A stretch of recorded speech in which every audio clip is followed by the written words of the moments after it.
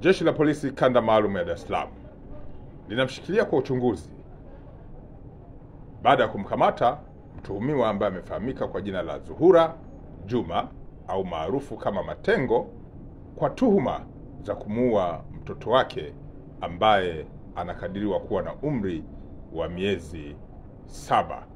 Lakini wakati huo huo mtuhumiwa huyu aliwajeruhi watu wengine wawili ambao walifahamika kwa jina la Agnes Matias na Suleimani Abdalla. Tukio hili limetokea tarehe 30 mwezi wa 6 mwaka huu wa 2025 majira ya saa 6 mchana maeneo ya Nyumba Nyeupe ambayo yapo eneo la Maji Matitu, Mbagala, Temeke, jijini Dar es Salaam.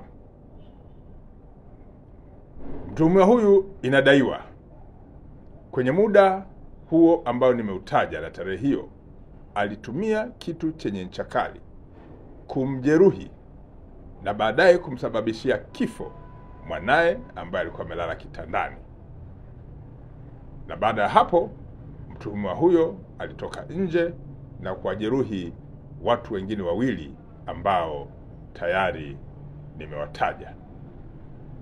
Kufuatia mauaji hayo, Jeshi la Polisi Kanda Maalumu ya Dar es Salaam kwa kushirikiana na taasisi zingine za kisayansi kwa pamoja wanachunguza kisa hiki na baadaye taratibu zingine za kisheria zitafuata.